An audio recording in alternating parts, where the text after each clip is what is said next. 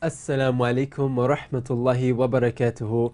Welcome to our missiondawah.com online Dawah training course series with Abdul Rahim Green. We are going to be talking today about how to get that Shahadah. So we've gone through the whole conversation of the Gawrap. How do we actually get them to accept Islam?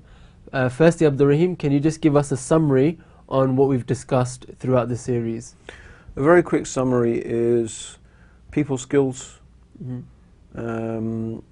bypassing the uncomfortable questions, how to start a Dawah conversation, how can you actually start a conversation with someone, and then some guidelines about how we can actually use the Gawrap. So Gawrap stands for talking about God's existence and God's oneness and the revelation and prophethood, and how it's a very logical, rational, systematic way of going through the basic most important things that a Muslim believes in. Not everything, but it's the most important stuff. So that's really what we've covered up until now. And of course, the purpose of this is all to lead towards the Shahadah. Yeah. So how do we get the Shahadah? Well, it's a simple question of saying, does that make sense to you? Everything. One of the nice things to do when you're talking to a person is to constantly get affirmation from them. Yeah. So on each point, obviously you get a balance of getting it right. You don't want to say it every second, but you keep saying, does that make sense? Are you with me? You know, do you agree with that so far? Yeah. Because genuinely, if a person has issues, you want to know about it. Maybe you can clarify them. Maybe you can't. But it's good to make sure the person's with you. So hopefully, by the time you get to the end, you say, well, this is it. What we're saying is that God has revealed guidance in the form of the Quran. He sent Muhammad, who is his last and final messenger, and that what God wants from us is to accept his oneness, to follow his guidance, and to accept his final messenger. Sure.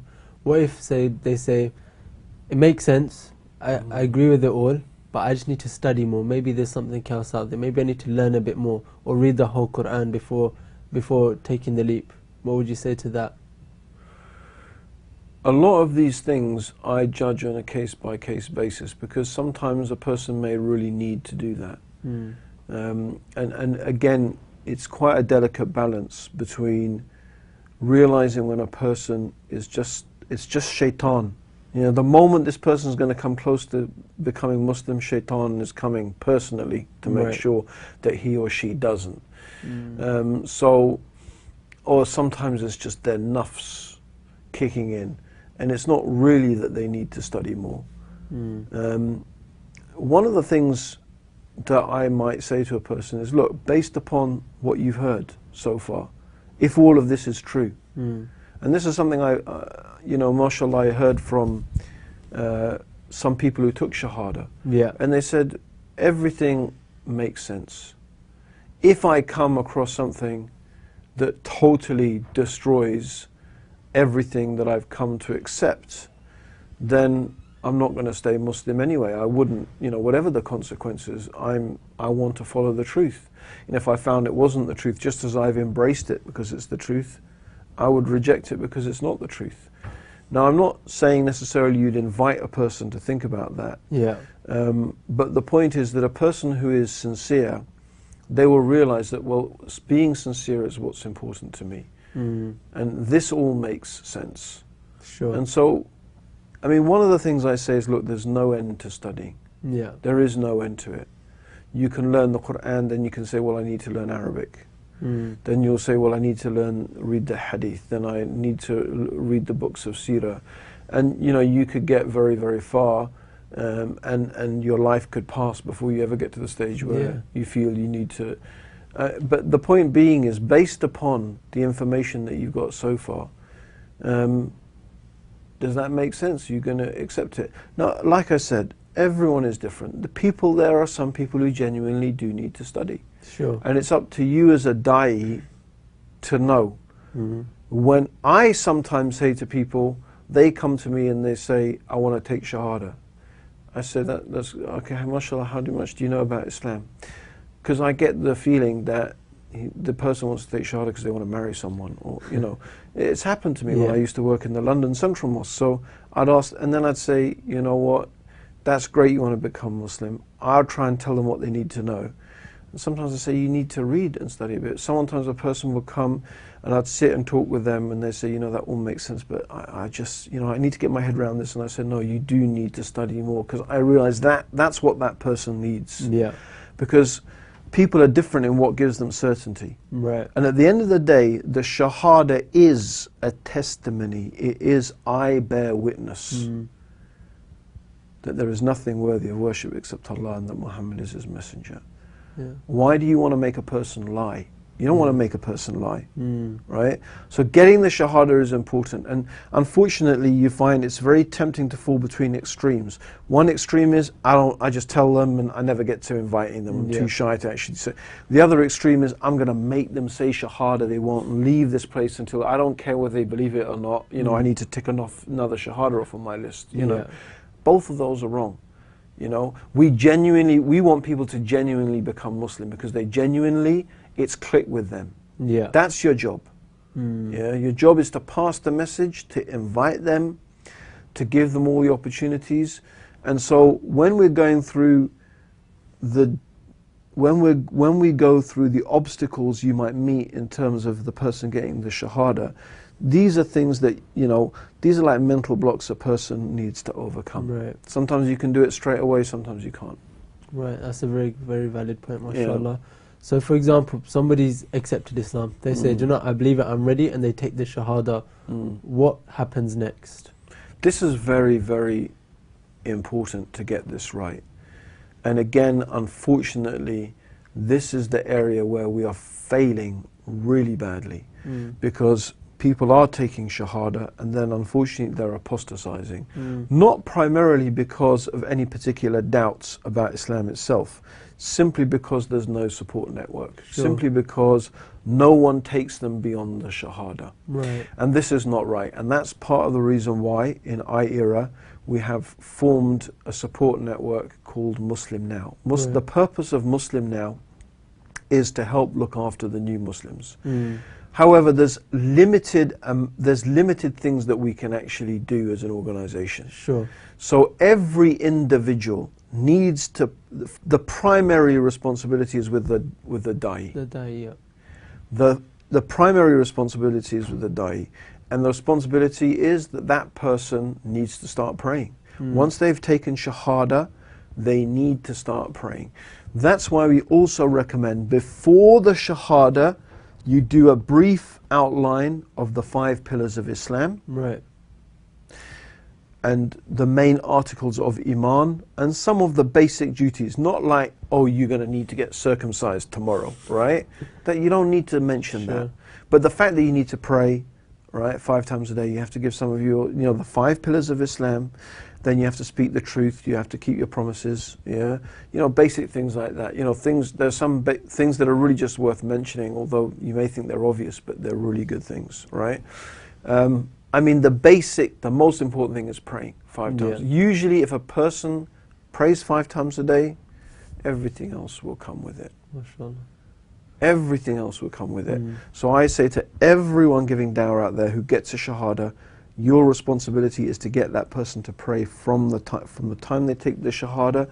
You need to make sure, as much as you possibly can, that same day they start praying. If that means you take them to the mosque, you take them home, or wherever it is, you teach them wudu, whatever it is you have to do, you get them to start praying. But before, that's why it's useful, before you get to the Shahada stage, to give a small introduction about the 5 pillars of Islam. I mean, it happened once that, mashallah, some brothers in university were on giving dawah, and this guy came along, they did the whole go rap, he just said, that's fantastic, he accepted it, took the Shahada, they said, now we'll go and pray, and he said, pray? What? Pray? I didn't hear anything, he just literally ran off, really? You know. So the thought of any type of actual commitment, you know, just scared him off. So you need to introduce, you know, okay, from that comes, it's not about putting people off, it's just about giving them an honest, you know, viewpoint of, you know, this is what being a Muslim involves, right? Now we want to encourage people.